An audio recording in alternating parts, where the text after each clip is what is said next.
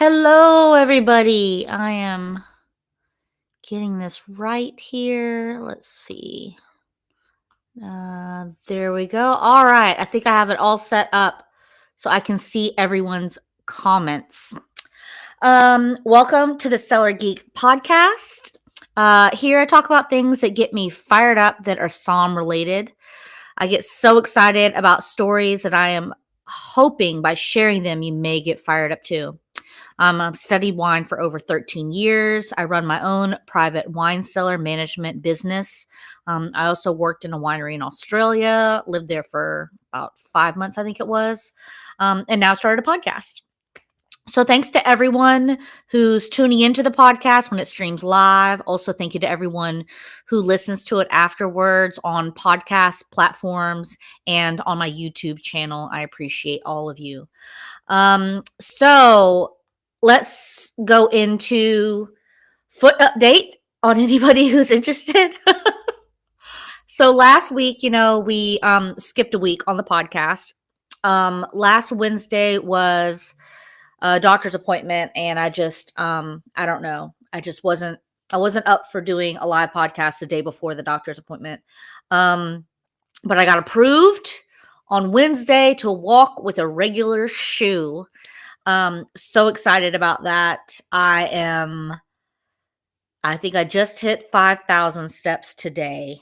Hello, Apple Watch. I was at 4,700 steps yesterday, 5,000 a day. We'll see how it is once this ends. But leading up to me walking up to sit here just now, my foot had had enough of today. It had reached its peak. So slowly but surely, it's getting back to being mobile. I'm working very hard at it. So this marks day 7 of being boot-free, walking barefoot in my house again, and wearing shoes outside. Also, this marks 7 days of me being able to drive again. I had 2 months of not being able to drive a car, leave the house. It was tough. 2 months of being stuck in the house definitely took a mental toll for sure. That was unexpected. Definitely you start getting cabin fever and just a bit down. So I'm working on my foot and my leg muscles right now, basically rehabilitating them. I lost a shocking amount of muscle mass in my leg of not being able to walk on it at all, no weight bearing for one entire month. Really got to work it back up. I have 2 months until my left foot surgery, so it's going to be 2 months of going. I'm not going to use the word going hard, but going as tough as I can to get really good in the next 2 months before my next foot surgery. I want to get my foot back on track. I want to get my leg back on track because in 2 months, old righty's going to have to step up to the plate and it's going to have to withstand all my weight. Because then I'm going to be not being able to walk on my left leg and my right leg is going to have to step it up. So I'm going to work really hard in the next 2 months. Also, eating better, cooking better, walking more as much as I can. Obviously, I'm hoping to be able to work up to 10,000 steps a day. Right now, I think I'm probably going to end up hovering around 5,000. So hopefully I'll be able to step it up and get to the 10,000 mark. I do have seller clients waiting on me. I'm not at a point really I would feel right taking my rate for a day's work when I'm not physically able to really work a full day at, I wouldn't say my normal speed, but at a solid speed. I'm just not there. So, but I do have my clients waiting on me. So if any of my clients are listening to this or watching this, believe me, I'm working on it. I am working on it. Believe me, I am. Let's see, anything else? Oh my gosh. So when I went in for the doctor's appointment on Wednesday, my doctor's name is Dr. Jeffrey Mitchell. He is a wine guy. And he told me about these amazing things called silicone scar strips. I don't know if anybody's ever heard of these before, but they're amazing. So that's part of my healing process. Now, this next step First was the knee scooter, then the boot, and then now I'm at this point. So I'm moving up, and before you know it, I'm going to be back to 100%. All right, well, that's my catch up. Like I said, I'm going to work on everything eating wise and getting my steps up and just everything I can to try to get ready in the next 2 months for my next surgery. With that, though, I have been cooking up a storm. And today, if any of you checked out my Instagram page, you will see that I baked bread today for the first time. It was actually great. I ended up just wanting to have bread for dinner, which is not healthy, but that's all I wanted to eat. It's called peasant bread, and I actually successfully made it, and it tastes fantastic, and I'm so excited. My husband told me that people get like really into making bread, and I can understand that. So anyways, I'm really excited about that. So I'm going to start making bread. Hi, Christian Morrow. Thanks for joining in. So let's start off with some drinks. You know, I got to get some drinks in me before I start talking about stuff in the topic. The topic today is cider. You know, and I started going down the rabbit hole for cider and the influence of the world. And we'll talk about that briefly, the origins of it and everything. But I really ended up deep diving into Seattle in particular, not Seattle, but the state of Washington in particular about cider. This is where this cider comes from today. So if you see this little sign up here behind me, we've got the Seattle Cider Company, and this is their new cider called Vivid Light Cider, 4.2%. So it's a lower alcohol than their normal. Their normal is... They've got a lot of different ciders, by the way, but they range from 5.5 to 6.9. So this is on the lower end. Those are the three flavors we're trying today. And let's get cracking into one because the Cellar Geek's thirsty. So I've been baking bread and cooking up a storm. So let's get a drink going. Here we go. Here's the can. I posted lots of photos online so you can see them and links. You can go to their page. This one's called the Tart Apple. I figured why not start out with, you know, the OG, what cider's originally made with, which is apples. Ingredients. I love these ingredients. I was looking at them. Fresh pressed Washington apples and filtered water. It's basic. It's clean. I love that. You know, cut out all the noise with the other additives. I was reading when I was getting into reading about cider that the US in general tends to have sugar in their ciders more so than other countries. So I'm really happy to say that this one does not have added sugar. It says it right on the can too, no added sugar, which is great. And I love that it's locally sourced fruit. I don't know. I really like it. I love something clean. So let's see how it actually tastes. Here we go. There's some ASMR for you guys. Now, I am a cider fan. I do love cider. Springtime is kicking up here in Middle Tennessee. I'm hoping it's kicking up all around, really, minus the other hemisphere. But I love a good cider, something bubbly, crisp. So I'm really excited to try these out.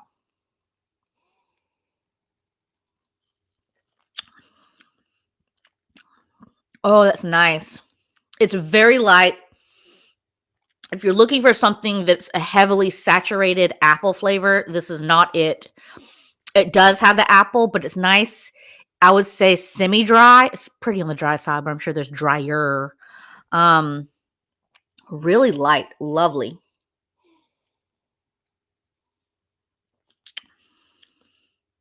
I mean, it has the name light cider. I would love to try their other stuff that's not light and see if it's just more saturated in flavor. But this is great. I would drink this all day long. Poolside, outside porch drinking. I'm here in the South, porch drinking. Fantastic. I will say these 3 cans are probably going to go down during this during this podcast because it tastes really good and it's so light that it's a very easy drink.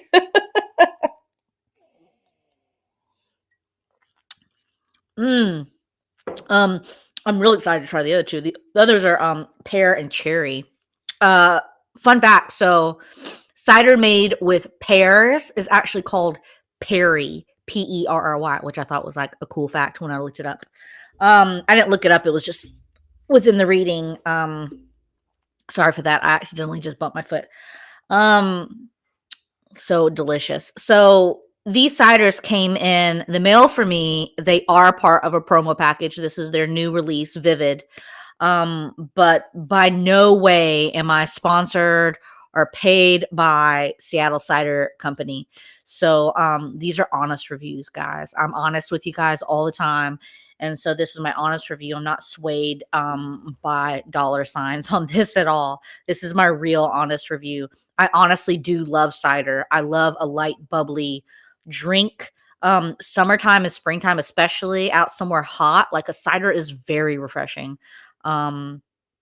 It's interesting. In other countries, it's just cider. In the US, we call it a hard cider because in the US, I know, especially in the South, apple cider is just going to be like that really sweet stuff. So to distinguish it, we say hard cider here in the US, but everywhere else, they just say cider. I guess they don't do the really sugary, sweet apple juice stuff that we do here. Mm. Ah, so good. Okay, I'm gonna try not to chug all that before I'm done with this. So, or else I'm gonna get probably a little tipsy and start mumbling. I did some research on this reading, so I have 2 sets of notes here. I have my notes that I wrote in my notes on my phone. So if you see me looking down, that's what I'm looking at. I also have the old school. I love paper, so I wrote some stuff down on note cards as well. Really interesting, and it really makes sense. Cider was invented in like 13 BC. It makes sense, right? I mean, people were making juice. It sat around. It got old. The natural yeast on the fruit started to ferment it and turning it into cider. It's not going to taste like today's cider. I'm sure it was much different back then, but the rudimentary process of it started and was discovered back then, just like a lot of other things that were naturally fermented and just kind of happened progressively. But I found really interesting. Let me see this. So that was in 13 BC. In 55 BC, Julius Caesar, in his first attempt to invade Britain, found the native Celts fermenting crab apples, and he took that process that he saw and they brought it back with him. I thought that was really interesting. That, I don't know, the idea, Julius Caesar, he's conquering or attempting to conquer. This is his first attempt. And then like these Celts were just getting schmammered off cider in 55 BC. That just seems like such a cool situation. Anyways, so let's see here. So also really interesting because I always felt like cider was pretty big here in the US. But it's not the biggest out of all the countries. The biggest consumption and production is actually in the UK.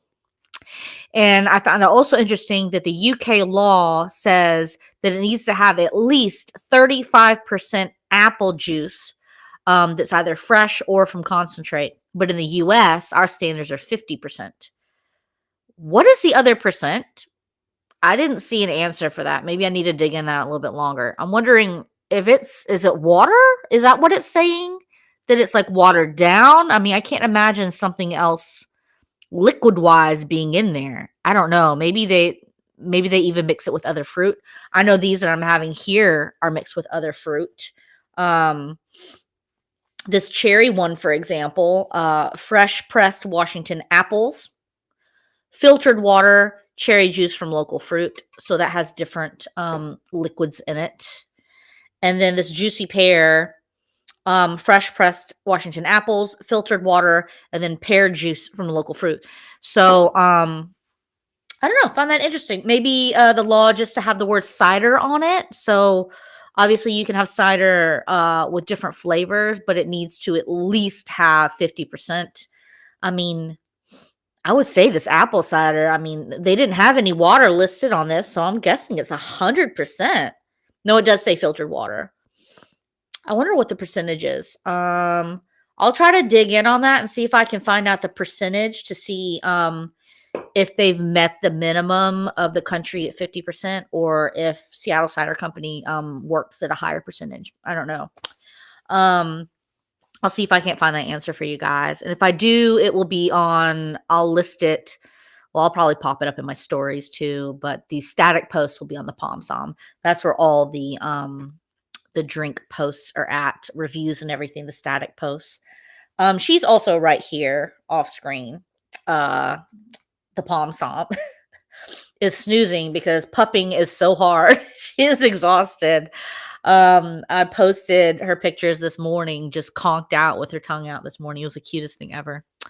Okay, that's all my notes on here. Now, before I get into Washington, which is wild, I was really interested to hear about everything I was reading about. And some of the stuff I didn't write down, so let me see if I can remember it. I should have probably written it down. So this Seattle Cider Company is actually the first cider production situation legal in the city of Seattle. So prohibition laws and anti-alcohol laws and all these things are very old in the state of Washington. They were hard to change and some have not been changed. So I don't know. It was very interesting to see that. So in order to produce cider and then sell it, mainly the production of it, to have a producing cider establishment in Seattle, you had to have a wine license, which I thought was interesting. I mean, I guess it sort of makes sense, right? You're fermenting a fruit sort of like wine, but it's not really. I don't know. I was trying to find articles that was explaining that a bit more. I didn't really get anything to quite answer me. Some roundabouts that it's just was really hard on alcohol laws up in the state of Washington. But Seattle Cider Company in particular, I was reading articles about them and that they were mentioning that they were the first cider production facility in Seattle. So I thought that was really interesting. All right, let's crack open another one, shall we? Let's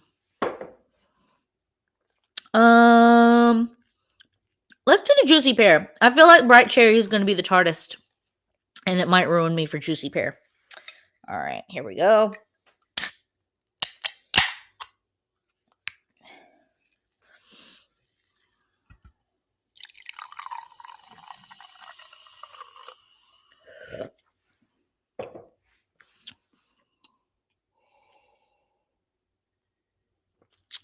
It's also very pale, if you can see that. Oh, this is very light. I prefer the apple one more because this is so light. I could barely pick up the pears.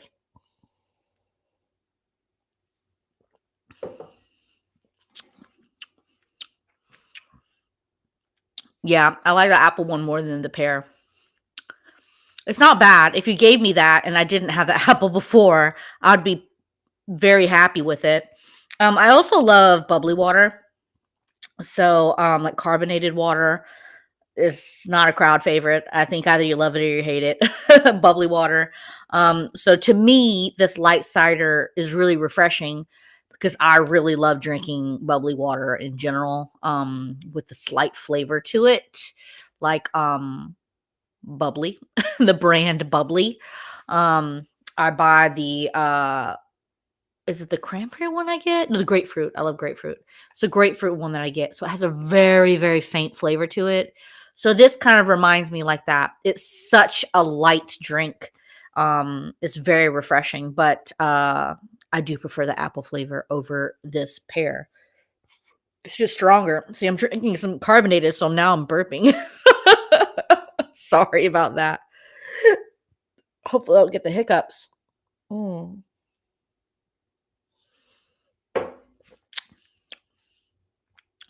Yeah. I prefer the tart apple over the juicy pear. Like I said though, if I had the juicy pear and I didn't know what tart apple tasted like, I'd be I'd be perfectly happy. But if I have to pin them up against each other, tart apple comes in first still. We'll see where bright cherry falls in. Okay, let's get into it. A little bit of history, folks. Here we go. So, some things to think about painting the picture of Washington as a state. Okay, so we're talking about the 1800s, mid to late 1800s. You're moving up to Prohibition time. So to give you kind of a scale here, I think it was 1933 Prohibition ended. Yeah, 1933 Prohibition ended. Um, but it started in was it 1923? No, 1919. So 1919 to 1933 was how long Prohibition was in the country of United States where I live, in case you're listening elsewhere. Which thank you to everybody who is. The demographics is showing up on who listens to my podcasts on the platforms. And oh my gosh, guys, I think there's Austria, Germany, and I can't remember the third one off the top of my head.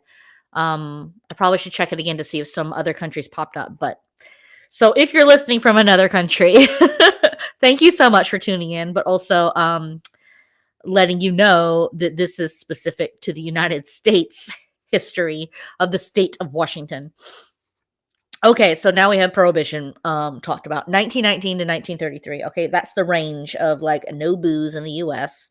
A lot of bootlegging going on during that time period.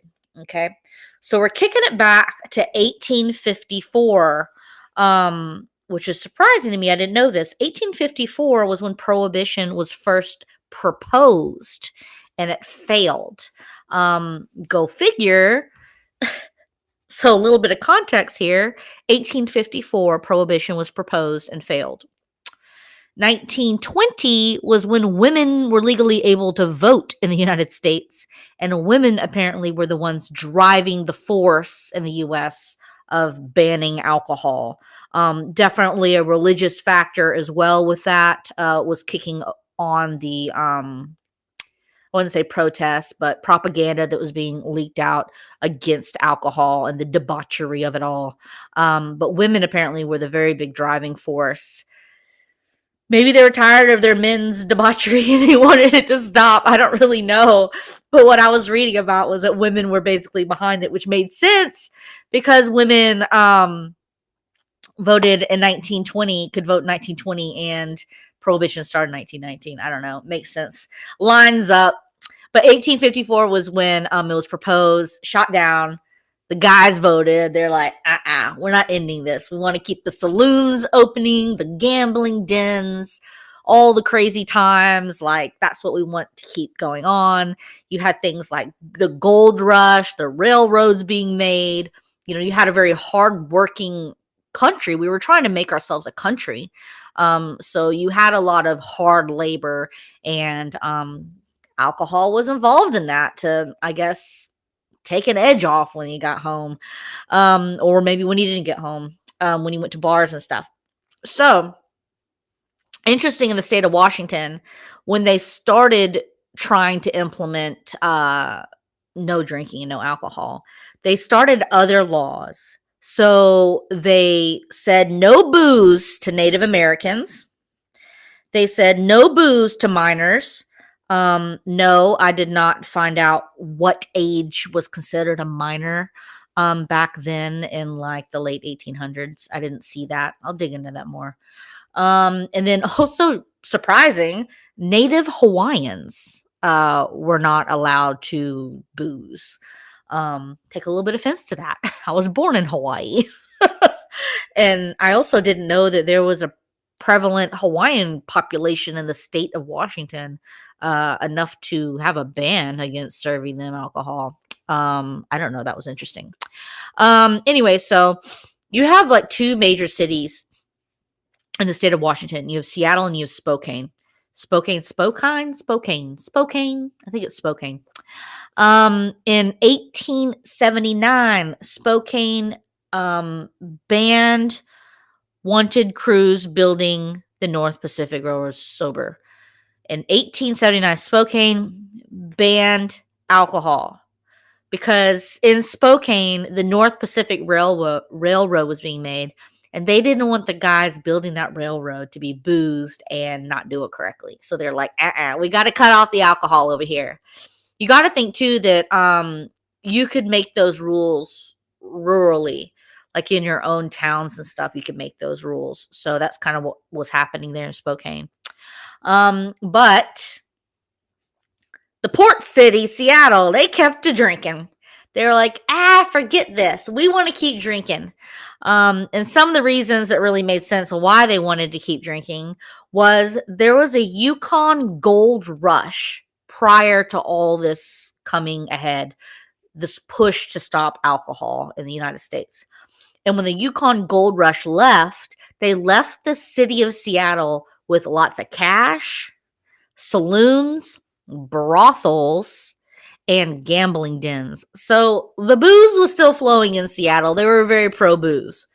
Then you kind of fast forward to 1912, a little bit in between there. Before that, there was also some preacher that I saw in the city of Seattle that apparently preached and pushed towards no alcohol, but he didn't really seem to do anything. There wasn't any conclusion from what he was pushing. Nothing actually happened. It was just some words that he was saying. So I didn't feel like he needed a spotlight.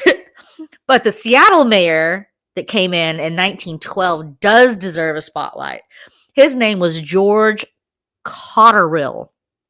And old George was very much against drinking. He was pro-prohibition. He was part that helped pass and push for rural areas to be able to make their own rules, to be able to say, we're applying prohibition here in this state or here in this town. But he was pushing for obviously nationwide prohibition. So when this was happening, and that was passed, 1909 was when that was passed, when local communities could adopt prohibition. Local communities could say, we don't want alcohol to be served here. Maybe they voted on it. Maybe they didn't. I don't know. But that was not good enough. That was not good enough for Georgie. And that also was not good enough for the Anti-Saloon League. Sounds very interesting. The Anti-Saloon League. The International Order of Good Templars, or for the Women's Temperance Christian Union. Now, remember earlier I was saying that women seem to be the driving force in the United States for no alcohol. They were moving up, pushing also to be voting. They wanted to be heard more. They were becoming more independent. There's a whole women's movement going on. And with that movement, the temperance movement was happening. If you tuned in on episode 7, the one right before this, Coca wine, I talked about Coca-Cola and how the person who invented Coca-Cola started with making Coca wine with cocaine in it. And then that's how the cocaine ended up in Coca-Cola. It kind of trickled down. But the whole reason that he moved to that in Atlanta, Georgia, was because the temperance movement was really pushing there. So here's again where we hear about that temperance movement of just a group of people that were pushing and pressuring the community to not drink alcohol. I found that very interesting. They kind of tied in together, this temperance movement. I've never heard of the temperance movement before. And then now, 2 episodes in a row, temperance movement comes up. I guess because I'm thinking about prohibition. It's just such an interesting time.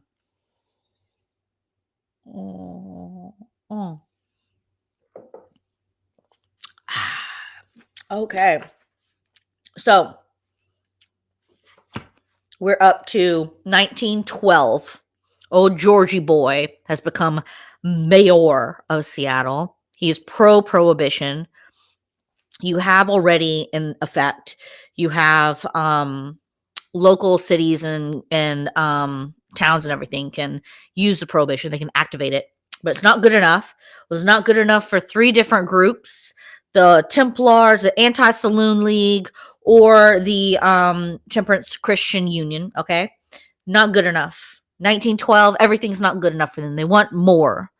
So in 1919, Washington started the prohibition. They made a ban against alcohol in the state of Washington. There were one of 33 states in the United States that preemptively banned alcohol in their state before the 18th Amendment to ban booze was implemented in 1919. The prohibition started nationwide. Interesting. So in 1919 that happened. Now, let's kick it back. So, 1919 was in the 18th Amendment. 1914 was when they passed the ban, and it actually took effect in 1916. So, 1914, it was passed in Washington. 1916 was when it came into effect. 1920 was when women could vote. Women were pushing for no alcohol. Okay, 1920 was when they could vote. This was passed in 1914. Well, that doesn't make any sense, right? I mean, 1914 would mean that there were still just men voting. Not in the state of Washington. In the state of Washington, they made it legal for women to vote in 1910. So in 1910, 10 years before nationwide women could vote, Washington was ahead of the game. They allowed women to vote 10 years before. And since they did that, I'm sure it was a driving factor with why Washington actually banned alcohol before Prohibition came into effect. Very interesting. So 1916 was when that ban went into effect for the state of Washington. New Year's Eve, 1915. Can you imagine? So all alcohol was supposed to be consumed by the end of New Year's Eve, like right before 1916 actually started. And so can you imagine what that New Year's Eve was like in the state of Washington? All the booze had to be drank. Otherwise, in the morning, like police were probably going to raid everywhere and just dump all the alcohol out of the bottles. I mean, can you imagine what New Year's Eve in Washington State in 1915 was like? I mean, it must have been quite the party. Really interesting though. So they passed that, right? But they passed that making and selling alcohol was illegal in the state of Washington, not consuming it, nor was it illegal to have it shipped to you. Mailed alcohol was still legal in the state of Washington. It was like this state constantly was finding loopholes, which kudos to them for doing. Very innovative. So during that time period, so between 1916 and 1919, so for 3 years, you had people still consuming alcohol, but since they couldn't make it or sell it in the state of Washington, they were actually ordering it from Montana, and Montana was shipping it over. And really interesting though, in order to have alcohol shipped to you, oh, sorry, hold on a minute. Let me pop this back up. Here we go. And there we go. So before you could have alcohol shipped to you, you had to apply for a permit. So just to give you an idea what that time period was like. So in 1917, that was the first year, remember 1916 New Year's Eve, all booze must be drank. 1917 was when it started from 1917. So, 1915. 1915, New Year's Eve. 1916 was when it started in Washington. So this was from the year of 1917. Spokane said in their records that they ended up issuing 34,000 permits to order wine, or not wine, booze in general, to get shipped to them. To give that perspective, in 1917, Spokane had 44,000 registered voters and they issued 34,000 permits. Another really interesting thing was that got around it was that drugstores could sell prescription liquor. You could also go into a drugstore apparently and order a cocktail, and the drugstore could make you a cocktail. So, since that was some kind of other loophole Washingtonians figured out, from January to March in 1916, 65 drugstores were opened just in the city of Seattle. Every single loophole, man. They were getting it mailed in. They were getting it from drugstores. Any loophole they could find in the laws. I mean, they were hitting it. This is freaking hilarious. Kudos to you guys. Here's a bright cherry. We're gonna crack this guy open. Also, these are all 4.2. Let me double check. 4.2, 4.2. Yeah, they're all 4.2. All the Vivids are. There's these three, but on their page, they also have a peach. So there's actually 4 Vivid flavors. Oh, all over my hand. There we go. Oh, it smells nice. Oh, look at that coloring. Look at that. That's pretty pink. It's like a very watered down cranberry and vodka.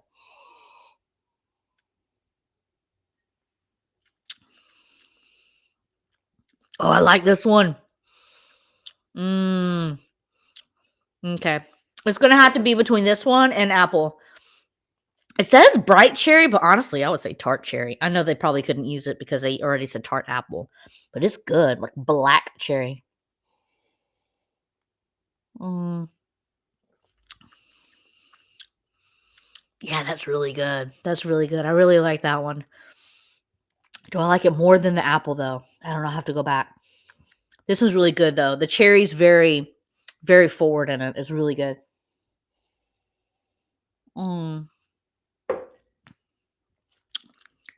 That's tasty. Okay. So, we're coming out of Prohibition, okay? Beer became legal first, which kind of made sense when I was reading about it, that Washington is such, and Seattle is such a beer-forward community up there. Beer was reintroduced after Prohibition before everything else was released. So, in 1933, this is so crazy. In 1933, Prohibition over, right? Done. Open booze. Everybody can drink. The state of Washington apparently was in a state of chaos. The debauchery was unforeseen on the amount of, I mean, it was a lot of words I didn't want to write down.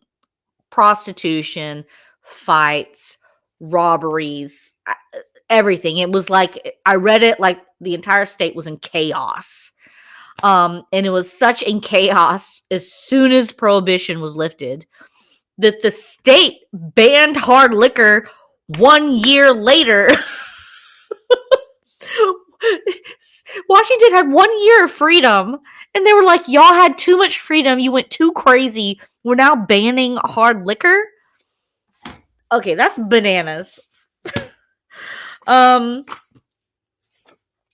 Yeah, that's crazy. So it seemed, and over I was reading after that, after it got lifted, Prohibition, there's all these rules, or not rules, but laws in the state of Washington that was back and forth on voting, lifting, bringing it back partially, lifting it again. Like it was back and forth. So it seemed like one article that I was reading was from 2011. And in 2011, some hard liquor bans still were not lifted. So I don't know why they're so slow to change things up there. I always felt like Washington is quite a craft beer central. You also have wine up there. You get Oregon knocking next door. I also read that there was this famous smuggler apparently during Prohibition that was smuggling alcohol from their northern neighbor, Canada, into Washington. So, yeah, anyways, that was really interesting. Um, Back onto Seattle Cider Company. So, the owner of Seattle Cider Company is Joel Vandenbrink. I hope I didn't butcher that. Vandenbrink. Something I found out about him that I found really interesting and lovely is that not that he has Crohn's disease. That's not lovely that he has Crohn's disease. But since he has Crohn's disease, and if anybody knows about Crohn's disease, once you got it, you got it. You have to adjust your lifestyle and work with it basically. With Crohn's disease, it's no gluten, and cider has no gluten. So he was very motivated to make cider, due to the fact that he can consume it. Haley, if you're listening to this, you're gluten free, you can have cider. So you could have this light cider. You probably really like it, actually. Come over, we'll open some together. I have more from Seattle Cider Company. You can come over and we'll drink it together. You'll probably really like it because you love like a light flavor. Anyways, sorry, shouting out my friend. So he's gluten free. He also owns Two Beers Brewing, which is in Seattle. Funny enough, Seattle Cider Company, when he opened it right next door from his already existing Two Beers Brewing, which, from my understanding, is still working today. He just has two. Beer, not so much gluten free. And he found out that one of his employees at Two Beers Brewing was gluten free, and so that was like another really motivating factor I read for him to open up, to finally go, okay, I'm gonna do it. I've been thinking about it. I'm just gonna do it. I'm gonna go ahead and open the cider company up, which I found really interesting. Like I said before, I read that this is the first cider production in the city of Seattle due to laws and stuff. You have to get a wine license in order to make it. So I found that really interesting.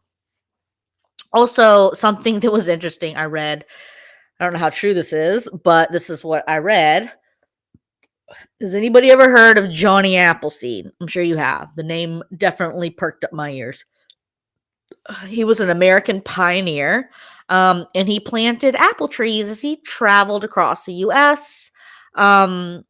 What I read was that what a lot of people don't know is that those apple trees that Johnny Appleseed was planting was not sweet for eating, but more tart for cider making.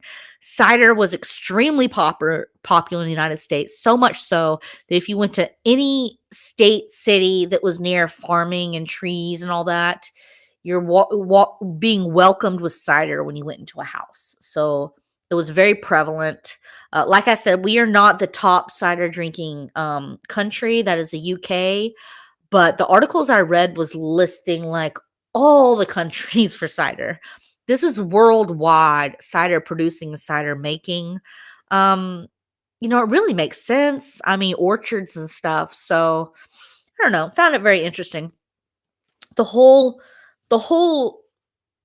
prohibition laws, the state of Washington figuring out ways, the loopholes and around the laws, the temperance movement, Washington having women not legally, being able to vote 10 years before the entire country did. And they pre-pushed prohibition. I don't know. It was all very interesting to me. It was really painting a very interesting picture of that time period for that specific region of our country. I found it really cool. I made a list of all the ciders that I saw on Seattle Cider Company's page. My goodness, they have a lot of different flavors. Holy cow. Also, by the way, you can order these through their website and they deliver. I know for the state of Tennessee, I saw that was listed. I didn't count the states that I saw on their page, but it looked like it almost covered all of them. So if you're interested in getting this, please go over to the Seattle Cider Company, check their stuff out. You can order and have it delivered to your house. It's summertime. It's getting warm, folks. Cider is delicious. I love it. It's a small company. I know the owner's name. It's online. Like, I like supporting the little guys. It seems like I'm not calling you little, okay? But you're not some huge conglomerate. So yeah, guys, if we want to keep it that way, you got to support them. Go online, order, get it delivered. Um, Going on to the flavors, there's so many. So and like I said, I looked it up, and so their ciders seem to range from 5.5% alcohol to 6.9% alcohol. This being 4.2, their lighter version. So here are the flavors. You got basil mint, city fruit, dry, honey crisp. That sounds delicious. Light cider, Marion berry. Sounds interesting. Odyssey. I'm not sure what that is. Pumpkin spice, punch bowl. Gotta mention punch bowl sounds good. Reminds me of fruit punch and Capri Suns. Semi-sweet, and then a 3-pepper. I clicked on the 3-pepper, and that's supposed to be spicy, which is interesting. Really interesting. So those are all the different flavors. It's a lot. And obviously they're innovative because they just released 4 new flavors with this Vivid line. They're light ciders. Juicy pear, tart apple, bright cherry, and then like I said, I saw a peach online as well. So yeah, I say go check them out, order. One of my listeners on here raved about Seattle Cider Company, said it was fantastic. He loves it. He's a big cider fan. And I gotta agree with you. I think it's delicious. I really want to try some of their other stuff. That's more of on the regular range of cider alcohol percentage. That honey crisp sounds really good. I wonder what Odyssey's about. When I get off this, I'm gonna click on Odyssey and see what that's about.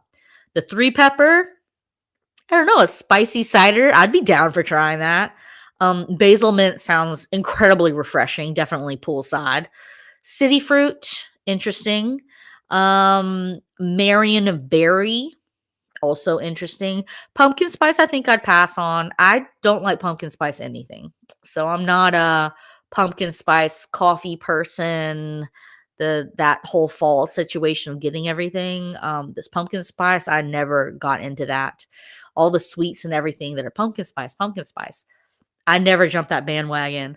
Yeah. I think if anything for fall, mulled wine for me. If anybody knows about mulled wine, it's a heated wine mixed with spices. So you would take like wine and a spice pouch, dump it in and heat it up.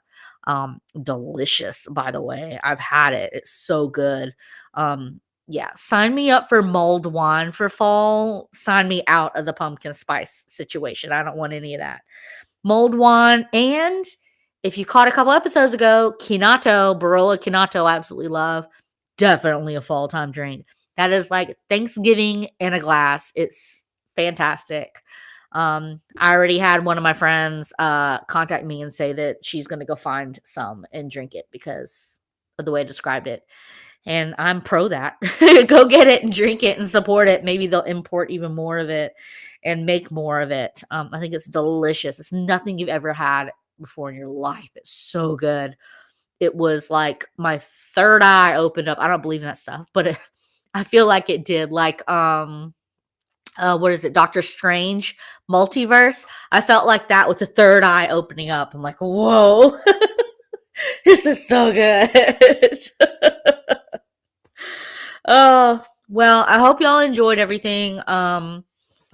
Pretty interesting Washington history. I'm for it.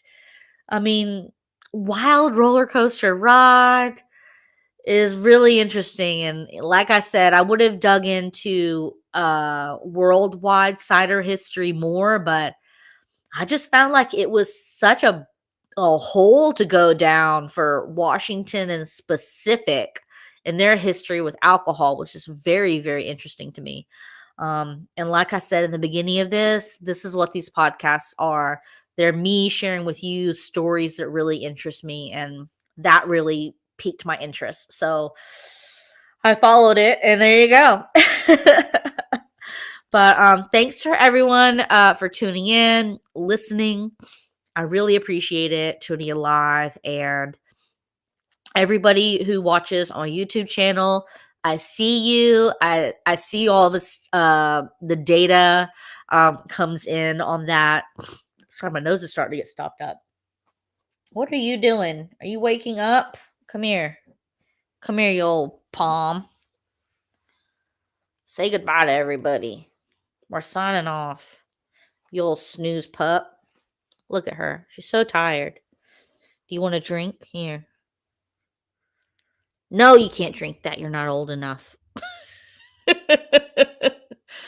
Thank you for everyone for tuning in, for listening to the podcast, the audios and videos too. Like on Spotify, you can watch the video of this and also listen. Thank you to everybody. I'm gonna sign off and let this floof go back to sleep because she is so tired. I don't know why you're so tired. You didn't do any work today. You did absolutely nothing. I guess you guarded the house. Okay. Thank you guys so much for tuning in, and we'll see you next week. Bye.